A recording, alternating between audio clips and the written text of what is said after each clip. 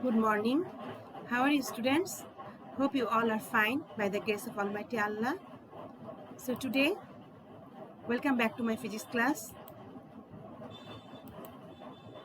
I am here to take class for standard 12 and I will explain some topics from the chapter that is named Magnetic Effect of Electric Current and Magnetism.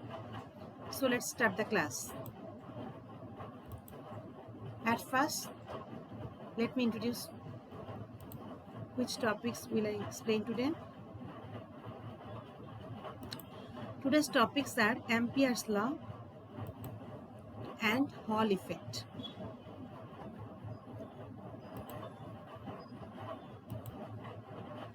So at first I will explain Ampere's law. But before explaining Ampere's law, I want to tell you something. You know, in statical electricity, that means in chapter 2, you have learned about Coulomb's law. So by using Coulomb's law, we can solve different mathematical problems. But for solving complex mathematical problem, we need Gauss's theorem. That means the formulas derived by Gauss. And you know, in this chapter I have explained Biot-Savart law. By using Biot-Savart law, we can calculate magnetic field intensity. But for solving different complex problem related to magnetic field, Biot-Savart law is not that much suitable. In that case, we need to use Ampere's law. So today, I will explain Ampere's law. So at first, the statement of Ampere's law: the line integral of a magnetic field along a closed path is equal to mu naught times the current flowing through the area subtended by the path.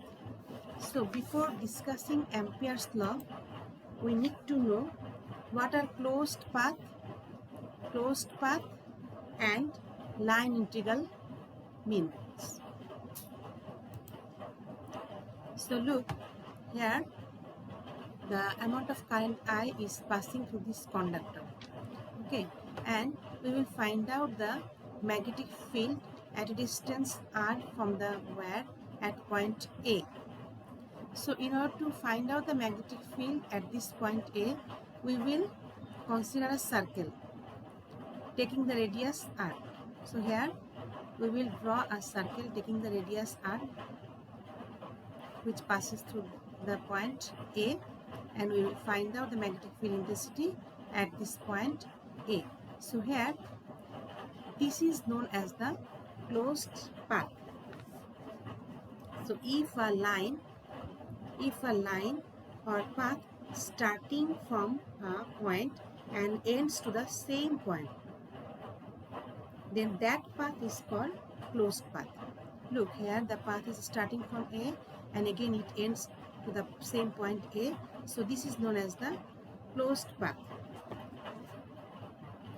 So here it is shown, and here the line integral means what? Vector integral along this type of closed path is called closed path integral or closed line integral. And closed line integral is shown by this symbol. Look, this is integration symbol, and over this integration symbol there is a circle. So this type of symbol is used to mean closed path integral. So Ampere's law can be written as mathematically integration of closed line integration of B dot dl equal to mu naught Ni, where n is the number of turns. That means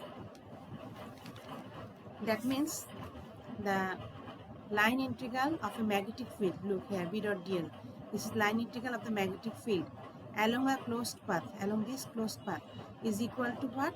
Mu naught times of the current flowing through the area subtended by the path. So the current that is flowing through this path, that mu naught times of that current is known as line integral of magnetic field. So integration of B dot dl equal to mu naught Ni. where n is the number of turns. Now I will show you mathematical derivation of Ampere's law. So here, look, I current is flowing and at a distance r, we will find out at this point magnetic field intensity. So if I consider area dl here, so the direction of magnetic field will be along tangent at this point. At any point, magnetic field will be along the tangent. If I consider magnetic field at this point, then it will be along this tangent. If I consider in this point or in this point, any point, if you consider, it will be always along the tangent. So here we have drawn a circle taking radius r. So from Biot-Savart's law, the magnetic field due to a long straight wire is what? You know, I have explained it in the previous content. So B equal to mu naught I by twice pi r. This is for the long straight wire. B equal to mu naught I by twice pi r.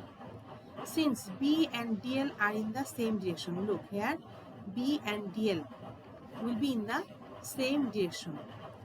That means B and dl are parallel to each other. So B dot dl equal to B dot dl, it is a scalar quantity.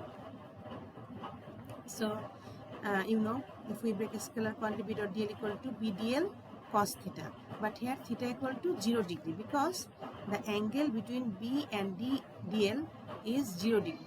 So by putting the value of 0 cos theta, you know cos 0 equal to what? 1. So it comes B dl. Therefore, line integration of B dot dl can be written as what? You know, the value of B is mu naught I by twice pi r for a long straight wire. But this term is constant, so we can take it outside of the integration. Okay, because look, mu naught is permeability of the free space, 2 pi r, that is the circumference of the circle, then I is the amount of current. These three are constant quantity. That's why the whole term is constant. We can take it outside of integration and we can integrate only dl. So if the whole circle is divided into lots of dl, then by adding those dl we get the circumference of this circle. Okay, so integration of dl. So if we integrate dl, we will get 2 pi r, that is circumference of the circle. Then look, 2 pi r and 2 pi r is cut, cancel out each other, then what will remain? Mu naught I. But mu naught, look, I have told you earlier that B dot dl is a scalar quantity. That means there is a scalar product, and mu naught I, this is also a scalar quantity. So in line integration of B dot dl equal to mu naught I, that is Ampere's law, and which is mathematically shown here. Now I will explain Lorentz force. The force exerted on a charged particle Q moving with velocity v through an electric field E and magnetic field B. The entire electromagnetic force F on the charged particle is called Lorentz force. So if it happens in any place, electric field and magnetic field are existed, and in that place if any charge is in motion, then that charge will experience two kinds of force.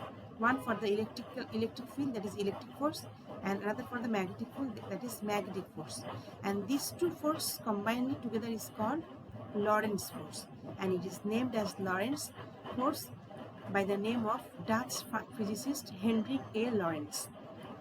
So it is given by F equal to QE plus QV cross B, because you know this is magnetic force and this is electric force, and these two together is called Lorentz force, which is F. So mathematically it can be shown F equal to QE plus QV cross B, where QE is the electric force and QV cross B is the magnetic force. These two together is called Lorentz force.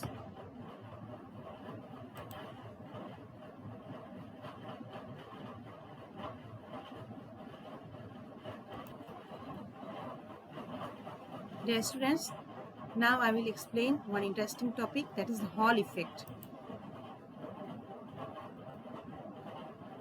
So at first you have to know what is Hall effect.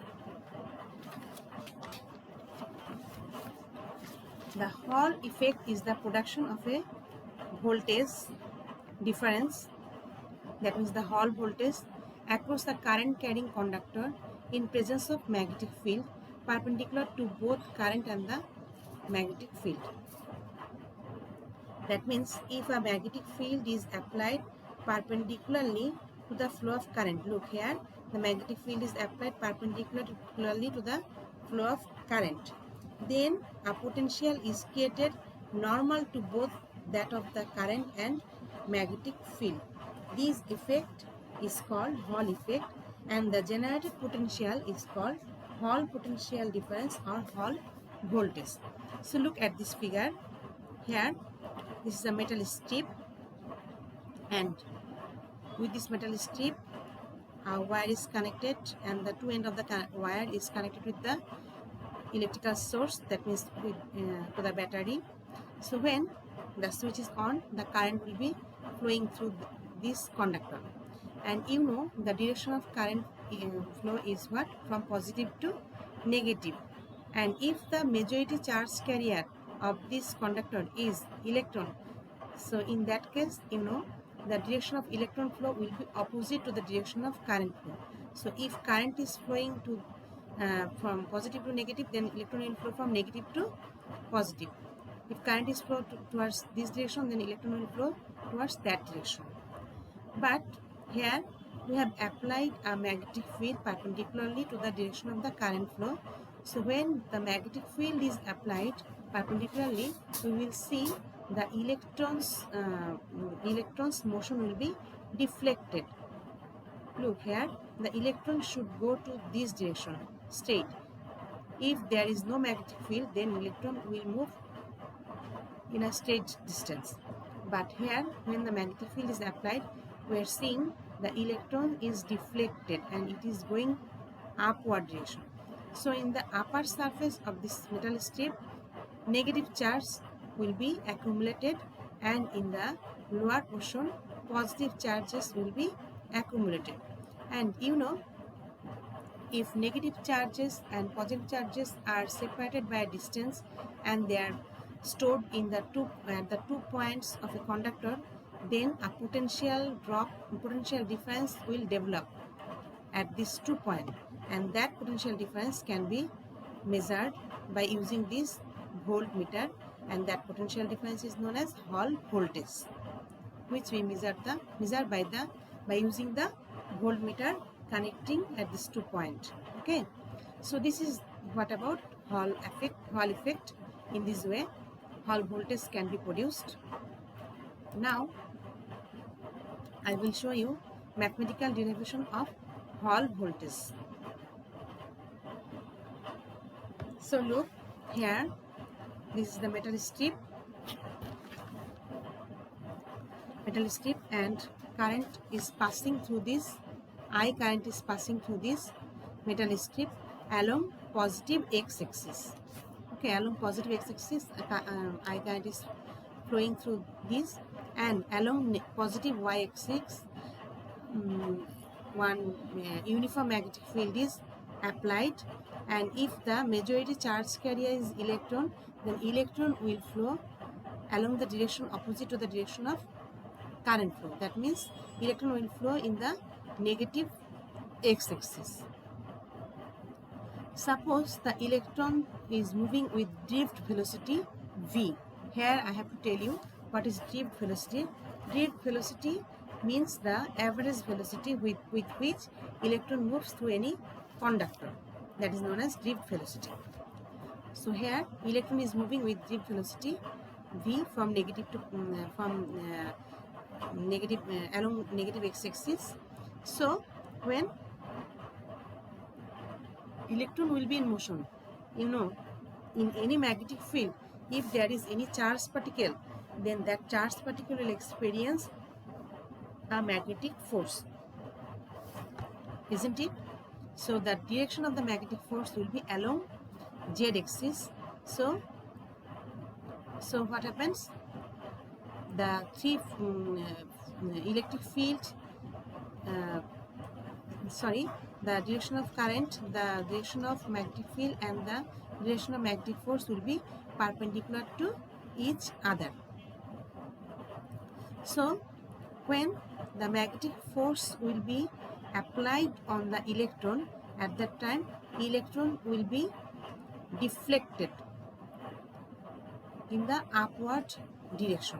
So here in the upward direction the electron will be accumulated. As a result, the extra positive charges will be accumulated in the downward direction. So here we can see an electric field also will be created due to the storage of negative charge and positive charge at the two end of this metal strip. An electric field will also be created. So for that electric field, electric force will be exerted on the charged particle. But here I have to tell you one thing. Here this magnetic force, that means Fm, that is experienced by the charged particle will be constant. Why? Because you know Fm equal to QVB. So Q, that is the charge, then V is the deep velocity, and B is the magnetic field. These three terms are constant. So we can tell that Fm, that means magnetic force on the negative charge carrier, is constant. But this electric force is not constant, it is variable, and it increases slowly, because initially the electric force, when there is only one electron and there is only one positive charge, so in that case initially the electrical force is weaker, but gradually when more negative charges will be accumulated in the upper portion and the positive charges will be accumulated in the lower portion, then a strong electric field is created over there, and as a result the electrical force will be strong. So in this way gradually electric force will be increased, and a time will come when the magnetic force and the electric force acted on the body simultaneously. Those two forces will be equal but in opposite direction. In that situation is known as equilibrium condition, and in that equilibrium condition electrical force will be equal to magnetic force. So now I will show you the derivation of Hall voltage. Let's look. Here the magnetic force on the charged particle is Fm, but Fm equal to, you know, Fm equal to QV cross B, isn't it? And if you break QV cross B, then you get QVB sin theta.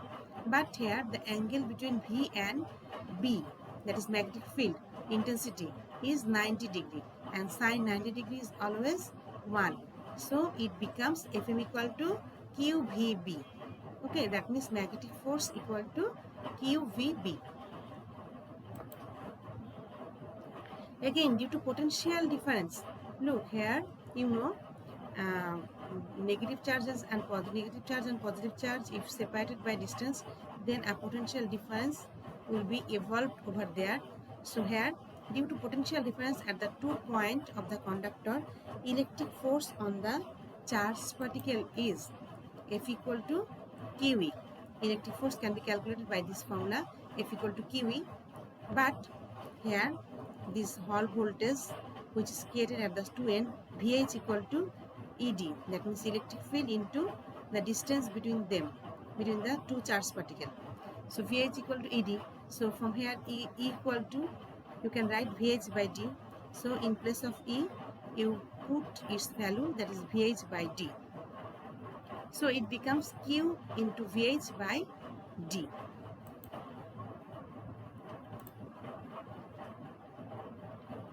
Dear students, here I have to tell you one thing. The width of this metal strip is D, and the thickness of this metal strip is T, and the length of the metal strip is L. So you have to know it properly. which one is D, which one is T, and which one is L, because you need this term for calculating Hall voltage, and also for solving math you need to know this term. So I have told you that at equilibrium condition F equal to Fm, that means electrical force equal to magnetic force, or magnetic force equal to electrical force. So we can write from here magnetic force equal to electrical force, but magnetic force equal to what? QVB, and electrical force equal to QVH by D. So from both sides Q will be cancel out. What will remain? VH equal to BVD. So by this formula we can calculate the Hall voltage, where B is the magnetic field intensity, V is the drift velocity, and D is the width of the metal strip. That I have told you have to understand which you have taken as D and which you have taken as T. So this is the thickness and this is the width. So if you have these three quantities, then you can calculate Hall voltage by using this formula. That means VH equal to BVD. But you can calculate Hall voltage in another way by using the drift velocity. So there is a relation between drift velocity and current flow.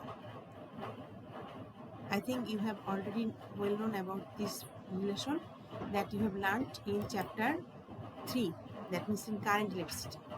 That is I equal to NaVq, where N is the number of charged particle per unit volume, A is the cross-sectional area.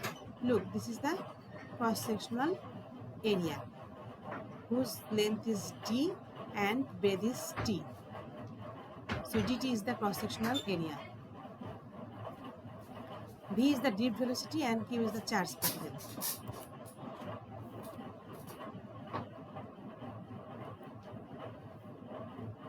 So from here we can write V, that is drift velocity, equal to I by NaQ. But A, that is the cross-sectional area, that can be written as what? A equal to D into T, area equal to length into breadth. So A equal to dt. By putting the value of dt, that means putting the value of A, that is equal to dt, in this equation it becomes V equal to I by N dtq. Now we will put this value in this equation. So it becomes Hall voltage equal to VH equal to B into, in place of V we put the value of Hall drift velocity, I by N dtq into D, but this D and this D will be cancelled out, isn't it? Then what will remain? Hall voltage equal to Bi by NTQ. Here BITQ, these all are constant. So if these all are constant, then Hall voltage will be inversely proportional to the number of charged particle per unit volume. So from this equation we can calculate the number of charged particle. If you know this Hall voltage, magnetic field intensity, then amount of current, then thickness, then Q, then you can find out the number of charged particle in per unit volume by using this formula. Have you understood today's lecture?